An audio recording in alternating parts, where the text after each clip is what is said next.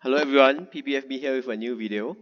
Today I'll be making an arena tier list based on my experience hovering in Grandmaster 1 in the Dark Cacao server. I will also give some inputs on how I feel to best optimize these cookies. And disclaimer here, you can still find success with your favorite cookies not on the list. My point of view is just limited to my own experiences from the most recent season.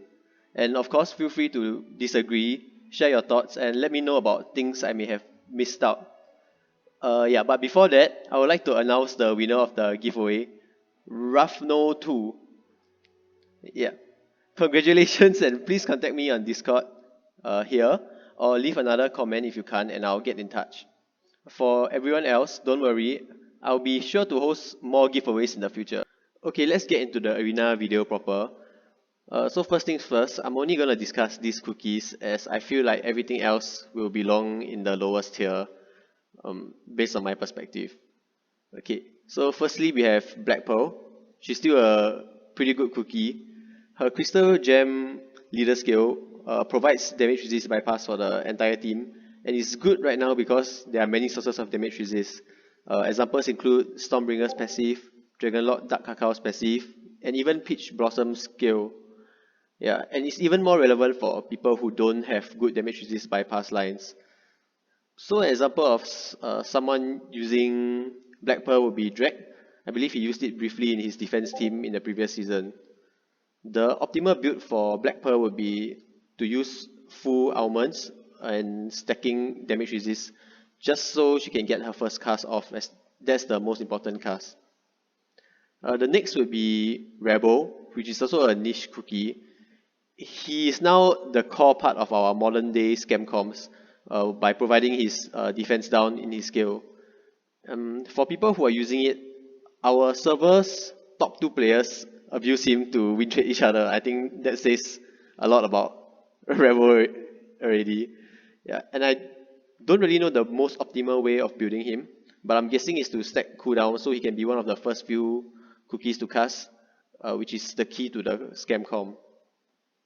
Next we have Stardust, our first meta cookie. That's because of his Sign of Stars debuff to nuke enemy carries. And almost everyone is using Stardust on either their attack or defense team. The optimal build would be Chocolates now. It used to be Apple Jellies for his damage output, but now he cannot keep up in terms of damage compared to your Stormbringer, White Lily, Frost Queen, etc. So debuffing the enemy as much as possible would be key. Hence, I think Chocolates will be better. Maybe around a 3-second start is good enough. Next we have Stormbringer, which is definitely another meta cookie that everyone uses. Her stats are very high due to her passive, and she can even outdamage carries like White Lily while still being very tanky. Her optimal build would be to use 5 Apple Jellies and to hit the 65% crit threshold, assuming you use Whistle as a treasure.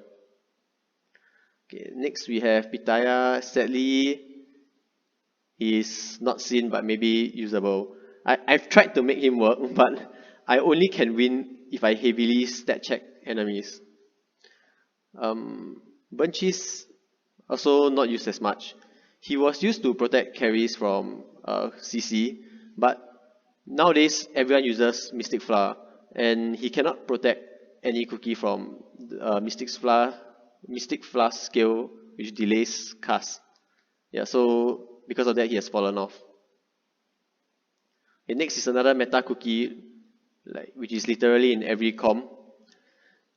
His passive skill is, for lack of a better word, overpowered, and it's even better when you use him alongside charge cookies like Stormbringer. Other than that, he provides injuries to prevent healers from doing their job. Yada yada yada. Yeah, he's just very strong. Optimal build would be to use the Tainted Biscuit with damage resist bypass, or cooldown. I find that a 2-second start works best in most comms, which requires you to have 36+% cooldown. And 3-second works fine as well, but yeah, I feel like 2-second fits better in most comms. Next would be his son, Dark Choco. It's a niche cookie. I haven't really used it myself to great success, and in GM1 I've seen only one person use it, but uh, it's part of a 4 frontline com that requires very exact stats that you have to perfect to make it work. Yeah, I only know that you need to have 5 elements stacking damage resist on him, and that's about it. I really don't know how to build him, but yeah, he works. Next will be Moonlight, sadly part of the not seen in GM1 cookies. But I believe you can still use her in some niche scam comms. Yeah, but I haven't seen her in GM1 not even once. So maybe she can be here. But for now I'll put her here. Okay, next will be Frost Queen. Frost Queen is still meta. She can be part of many comps as she is still a good damage dealer and also has curse protection, assuming you 5A her to dodge Stardust. Also, she somehow made use of in the secret scam com that the top players in the Dark Cacao server are using. And her optimal build can be either chocolates or raspberries, while her biscuit, you just go full damage resist bypass for the crazy damage output. Latte is similar to Moonlight. She was used briefly in some random scam com that I don't know too much about. But similarly, I haven't seen her in GM1. So maybe she can be here, but I'll put her here for now. Okay, Blueberry Pie, I'll put her in our first cookie in the replacement here. This is because if you use Blueberry Pie, you are restricted in the sense that you need to use her alongside Stormbringer. She can be a good replacement damage dealer for replacing Frost Queen, White Lily, Golden Cheese, etc. But I honestly don't really see her anymore in GM1. To optimally build her would require you to stack crit and damage resist with apple jellies and have damage resist bypass on the biscuit. Sometimes you have to give her raspberry and play around with the attack values to make sure she gets the whistle buff. Okay, Shining Glitter, I'm tempted to put her here, but yeah, actually I'm just gonna put her here. She's completely not seen in GM1, so she'll be with everything else that I have not mentioned in the list today. Caramel Arrow as well, I got her to 5A and her Magic Candy to plus 30, but it's almost impossible to make her work as her skill is only single target. Yeah, completely not seen in GM1. Okay, next we have Golden Cheese, our next meta cookie. He's another great damage dealer to nuke enemy carries, especially alongside Stardust. Sometimes I use Golden Cheese over Stormbringer myself. Also, other than that, she works very well with the Vow Treasure to provide the second stack, and her Sacro skill protects the rest of our cookies, especially in tri-DPS comms, so like maybe with Dragonlord, Dark Cacao, Stardust, Golden Cheese, White Lily, and Mystic Flower. Yeah, so I think she's definitely still usable. The optimal set would be to use 5 raspberries. You can either run 4 seconds or 3 seconds, and for that, you need one cooldown line on your, for 3 seconds you need one cooldown line on your biscuit, and for 4 seconds you can just run full damage resist bypass or damage resist on your biscuit. Creme Brulee, I know many people disagrees with me on my previous tier list, but I've really completely not seen him at all in GM1, so I'll give him maybe usable. Yeah, but I don't recommend you use Creme Brulee for PvP. Okay, next will be Sea Fairy. It's part of the Gatecap scam com, probably for her damage output and stun. Outside of it, I don't really see her being used. So in our server, only the number 1 and 2 uses her. The optimal build would probably be chocolates for an early cast and full damage resist bypass on her biscuit. Okay, our next cookie, White Lily, meta. She's the main DPS in most teams, and that's because of her silence, crazy damage output, and burst heals. It is still used by most as their main DPS. And for her, in most of the comps I use, I opt to use raspberries on her with a full damage resist bypass biscuit, or I have one biscuit that's 2 damage resist bypass, 1 cooldown and 1 damage resist line. And that's because I find that having 10% cooldown on her is more optimal. And of course you can run the 2-second White Lily version. It works just as well. Next will be Caviar. He used to be part of many scam comps, but because it takes his starting skill cast is 4 seconds, it's very difficult to make use of him to cast before he even takes the feather. And because of that, I don't see him used in GM1 anymore. So I'll put him here. He may be usable in some very niche scam comps, but yeah, I don't know about those. Coral is my favorite cookie, and sadly I'm gonna put her in not. Yeah, I've just not seen her in GM1. She doesn't protect cookies as well, and her being a pure tank doesn't bring much value to most comps nowadays. For Strawberry Crepe, I don't see anyone in GM1 use her anymore, but I think she can be a replacement for Financier Cookie. This may be the most biased opinion I have on the entire list. Actually, I myself didn't use Strawberry Crepe anymore towards the end of the previous arena season. The Elder Fairy will be another meta cookie. This is because he can stack the injury debuff alongside Dragon Lord Dark Cacao, and also provide some protection for the team with his taunt. I've seen a few top players make use of him, and I think the best build for him would be to stack damage resist with 5 elements and having at least 2 HP lines on the biscuit. Chocolates don't really work as well as him, as he will die too fast, but I may be wrong since my Elder Fairy isn't fully ascended.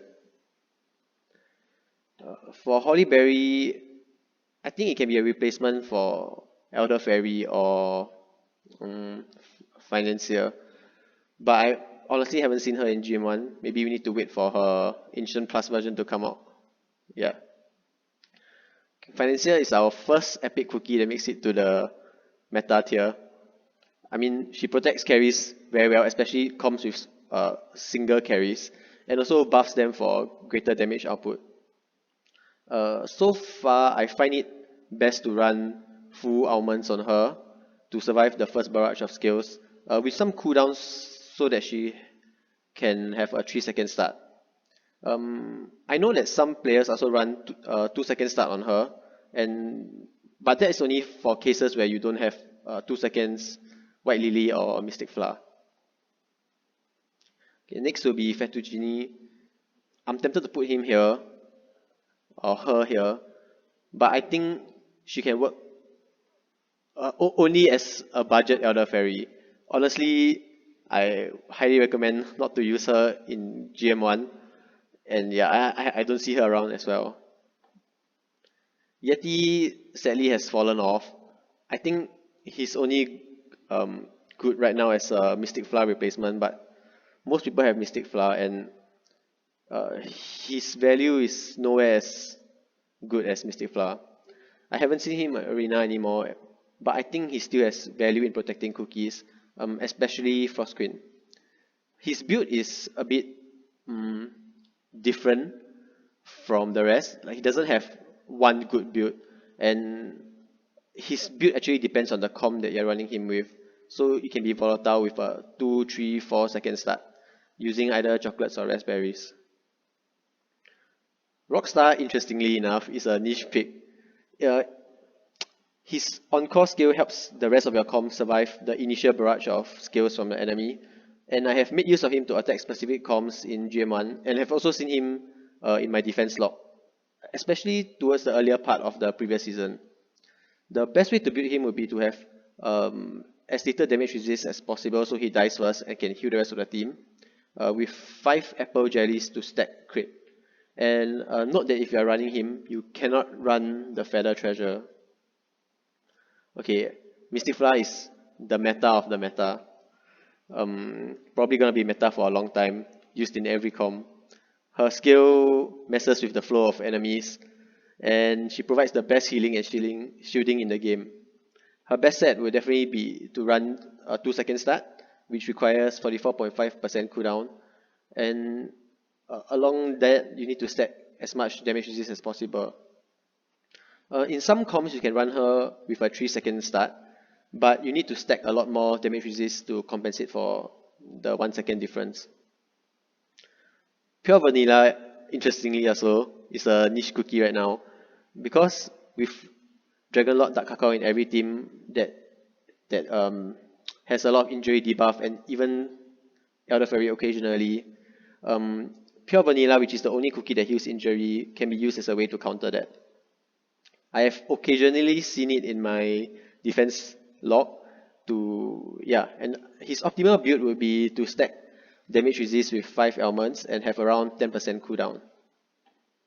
Snapdragon, sadly, I'm gonna put Snapdragon here. She's only good now as a replacement for MF, but most people have MF, and I don't recall seeing Snapdragon in GM1 anymore. This is because her healing and shield can be countered by Stormbringer, Zap, etc, etc. But okay, actually I think she's still kind of usable, so I'm gonna put her in replacement for replacing MF. Yeah, Parfait, same case as Snapdragon.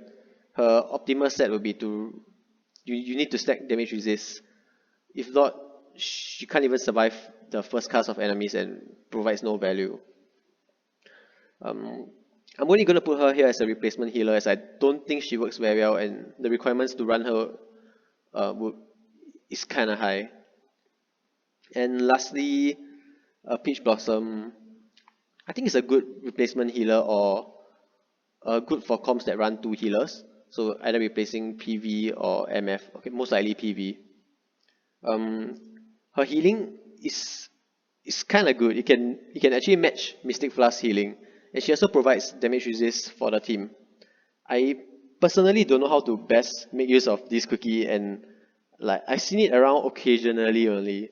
More towards when she was first released and people didn't know how to didn't know what she did, or how to counter her. And I guess that's it for today's tier list. Thank you for watching. Stay tuned for the next video. I may host another giveaway soon. Thank you.